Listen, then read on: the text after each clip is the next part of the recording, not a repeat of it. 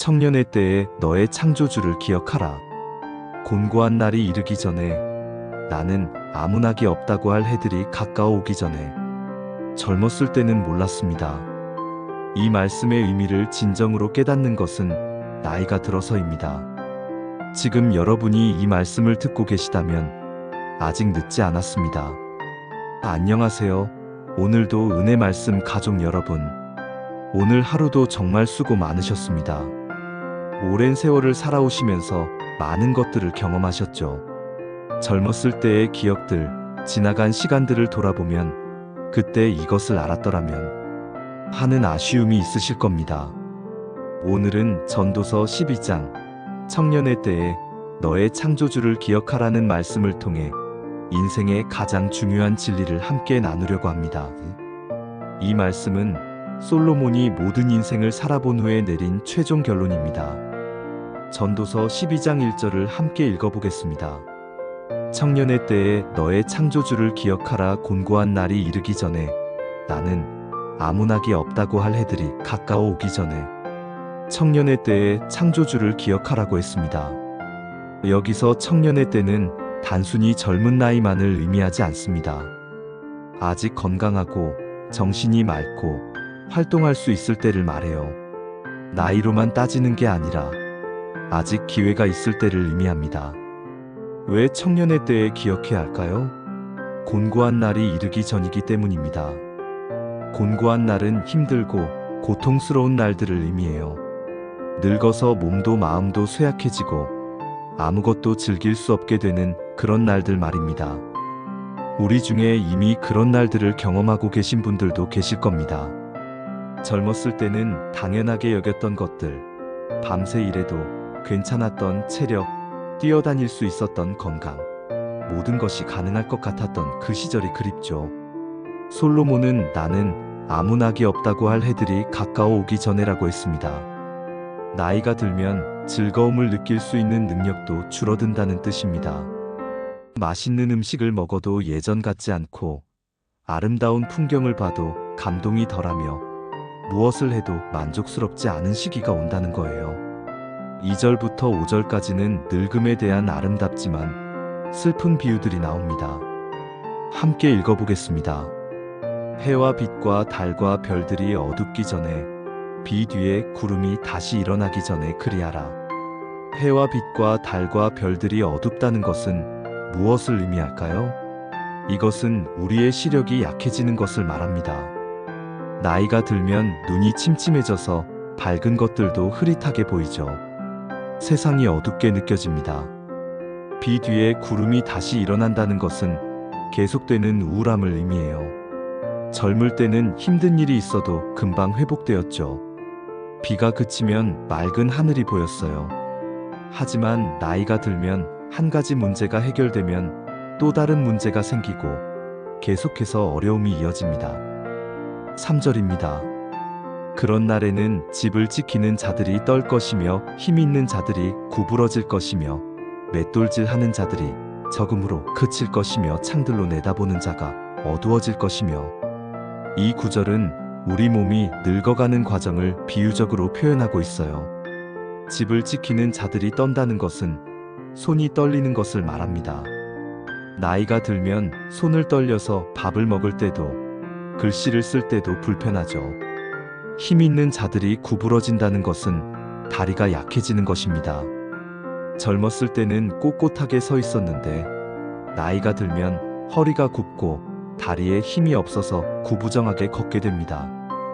맷돌질하는 자들이 적어서 그친다는 것은 이빨이 빠지는 것을 말해요. 맷돌로 곡식을 갈듯이 이로 음식을 씹는데 이가 없으니 제대로 먹을 수가 없는 거죠. 창들로 내다보는 자가 어두워진다는 것은 앞에서 말한 것처럼 눈이 침침해지는 것입니다. 창문으로 밖을 내다보듯 눈으로 세상을 보는데 그 시력이 약해지는 거예요. 4절입니다. 길거리 문들이 닫혀질 것이며 맷돌 소리가 적어질 것이며 새의 소리로 말미암아 일어날 것이며 음악하는 여자들은 다 쇠하여질 것이며. 길거리 문들이 닫힌다는 것은 입을 다물게 된다는 뜻이에요. 나이가 들면 말하기도 힘들어지고 사람들과 어울리는 것도 줄어들게 됩니다. 점점 고립되어 가는 거죠. 맷돌 소리가 적어진다는 것은 식사량이 줄어드는 것을 말합니다. 젊었을 때는 잘 먹었는데 나이가 들면 입맛도 없고 먹는 양도 줄어들어요. 새의 소리로 일어난다는 것은 잠이 얕아지는 것입니다. 젊을 때는 깊이 잤는데 나이가 들면 작은 소리에도 잠이 깨고 새벽 일찍 눈이 떠져요. 그래서 할 일도 없이 일찍 깨어서 긴 시간을 보내게 됩니다. 음악하는 여자들이 쇠한다는 것은 듣는 능력이 약해지는 것입니다. 아름다운 음악도 제대로 들리지 않고 사람들의 말소리도 잘 안 들려요. 5절입니다. 그런 자들은 높은 곳을 두려워할 것이며 길에서는 놀랄 것이며 살구나무가 꽃이 필 것이며 메뚜기도 짐이 될 것이며 원육이 그치리니 이는 사람이 자기의 영원한 집으로 돌아가고 조문객들이 거리로 왕래하게 됨이니라. 높은 곳을 두려워한다는 것은 낙상에 대한 두려움입니다. 나이가 들면 균형 감각이 떨어져서 높은 곳에 올라가는 것이 무섭고 조금만 높아도 위험하게 느껴져요. 길에서 놀란다는 것은 작은 장애물에도 넘어질까봐 조심하게 되는 것입니다. 젊을 때는 아무렇지 않게 걸었던 길도 나이가 들면 돌부리 하나에도 주의해야 합니다. 살구나무가 꽃핀다는 것은 머리가 휘어지는 것을 말합니다. 살구나무에 하얀 꽃이 피듯이 우리 머리도 하얗게 새는 거죠. 메뚜기도 짐이 된다는 것은 작은 것도 부담스럽다는 뜻입니다. 가벼운 메뚜기도 짐처럼 느껴질 만큼 기력이 쇠해진다는 거예요. 원육이 그친다고 했습니다. 여기서 원육은 식욕이나 성욕 같은 기본적인 욕구들을 말해요. 나이가 들면 이런 욕구들도 사라지고 삶에 대한 의욕 자체가 없어집니다. 그리고 마지막에 사람이 자기의 영원한 집으로 돌아간다고 했습니다. 이것은 죽음을 의미해요. 영원한 집, 즉 무덤으로 가게 되고 조문객들이 거리를 왕래한다는 것은 장례식을 말하는 거죠. 6절과 7절입니다. 은줄이 풀리고 금그릇이 깨지고 항아리가 샘 곁에서 깨지고 바퀴가 우물 위에서 깨지고 흙은 여전히 땅으로 돌아가고 영은 그것을 주신 하나님께로 돌아가기 전에 기억하라. 은줄이 풀리고 금그릇이 깨진다는 것은 생명줄이 끊어지는 것을 의미합니다. 우리 생명이 은줄처럼 연약하고 금그릇처럼 귀하지만 깨질 수 있다는 거예요. 항아리가 깨지고 바퀴가 깨진다는 것도 마찬가지입니다. 우물에서 물을 길어 올리는 도구들이 깨지면 더 이상 물을 기를 수 없듯이 우리 몸이 쇠하면 더 이상 살 수 없게 됩니다. 그리고 결국 흙은 여전히 땅으로 돌아가고 영은 그것을 주신 하나님께로 돌아간다고 했습니다. 우리 몸은 흙으로 만들어졌으니 흙으로 돌아가지만 우리의 영혼은 하나님께로 돌아간다는 거예요. 이것이 바로 인생의 마지막입니다. 아무리 건강했던 사람도, 아무리 부자였던 사람도, 아무리 권력이 있었던 사람도 결국 이렇게 됩니다. 몸은 땅으로 돌아가고 영혼은 하나님 앞에 서게 됩니다. 그래서 솔로몬은 이 모든 것이 일어나기 전에, 곤고한 날이 오기 전에, 늙어서 아무 낙이 없게 되기 전에 창조주를 기억하라고 말씀하시는 겁니다. 전도서 12장 8절입니다. 전도자가 이르되 헛되고 헛되도다 모든 것이 헛되도다. 전도서의 처음과 끝이 똑같습니다. 1장에서도 헛되고 헛되도다라고 시작했고 여기 마지막에서도 같은 말로 끝을 맺고 있어요. 인생을 다 살아본 솔로몬의 결론입니다. 창조주를 기억하지 않는 인생은 모두 헛되다는 거예요. 아무리 많이 가져도, 아무리 높이 올라가도, 아무리 즐거움을 누려도 창조주 없이는 다 헛되다는 겁니다. 13절과 14절, 전도서의 최종 결론입니다. 일의 결국을 다 들었으니 하나님을 경외하고 그의 명령들을 지킬지어다. 이것이 모든 사람의 본분이니라. 하나님은 모든 행위와 모든 은밀한 일을 선악간에 심판하시리라. 이것이 전도서 전체의 결론입니다. 12장에 걸쳐서 인생의 모든 것을 탐구하고 경험하고 관찰한 후에 내린 최종 답입니다. 하나님을 경외하고 그의 명령들을 지키는 것. 이것이 모든 사람의 본분이라고 했습니다. 이것이 우리가 태어난 이유예요. 우리가 존재하는 목적입니다. 많은 사람들이 인생의 의미를 찾아 헤맵니다. 나는 왜 사는가? 인생의 목적이 무엇인가? 하고 고민하죠. 그런데 성경은 명확하게 답을 줍니다. 하나님을 경외하고 그분의 명령을 지키는 것. 이것이 사람의 본분이라고요.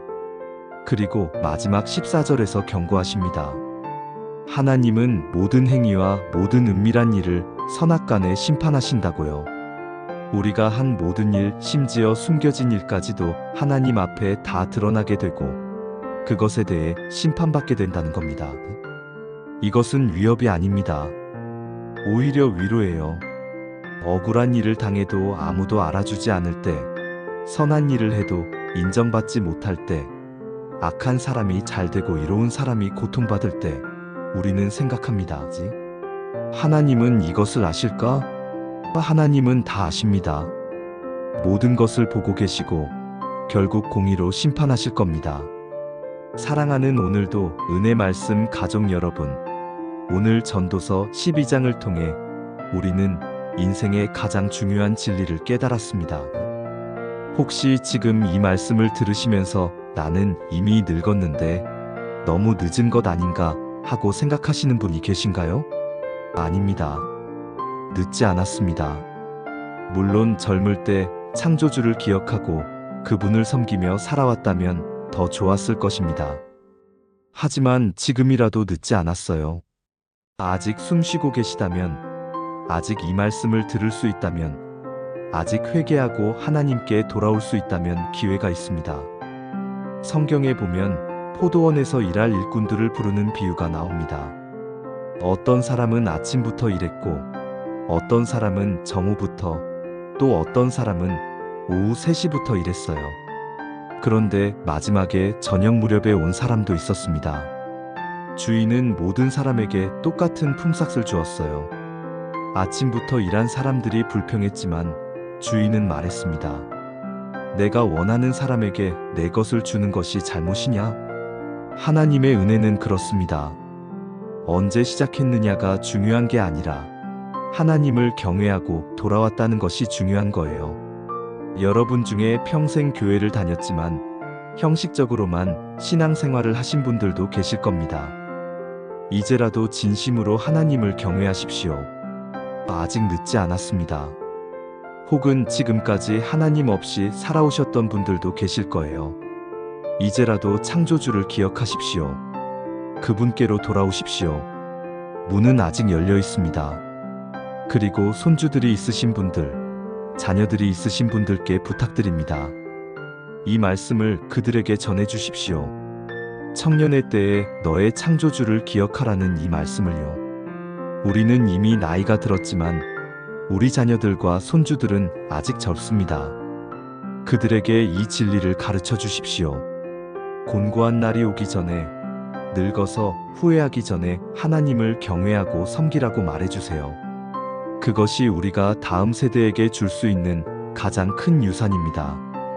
재산도 좋고 명예도 좋지만 신앙의 유산만큼 귀한 것은 없습니다. 남은 인생 하나님을 경외하며 살아가십시오. 그분의 명령을 지키며 살아가십시오. 비록 몸은 쇠약해지고 기력은 떨어지고 즐거움은 줄어들지라도 하나님과 함께하는 삶은 여전히 의미가 있습니다. 그리고 기억하십시오. 우리 몸은 흙으로 돌아가지만 우리 영혼은 하나님께로 돌아간다는 것을요. 그날 하나님 앞에 섰을 때 잘했다, 착하고 충성된 종아 하는 말씀을 들을 수 있기를 간절히 소망합니다. 여러분의 남은 생이 하나님을 경외하는 아름다운 날들로 가득하기를 간절히 기도합니다. 오늘도 이렇게 귀한 하나님의 말씀으로 함께 해주셔서 감사합니다. 만약 오늘 말씀이 여러분에게 깨달음과 위로가 되었다면 구독 버튼과 좋아요 버튼을 눌러주세요. 그리고 알림 설정까지 해두시면 새로운 은혜로운 말씀들을 가장 먼저 만나보실 수 있습니다. 특히 이 말씀은 자녀와 손주들에게도 꼭 전해주시기 바랍니다. 젊을 때 창조주를 기억하는 것이 얼마나 중요한지 이 영상을 함께 나눠주세요. 다음에도 더욱 은혜로운 하나님의 말씀으로 여러분과 만나겠습니다. 그때까지 여러분과 여러분의 가정에 하나님의 은혜와 평강이 충만하시기를 축복합니다. 감사합니다.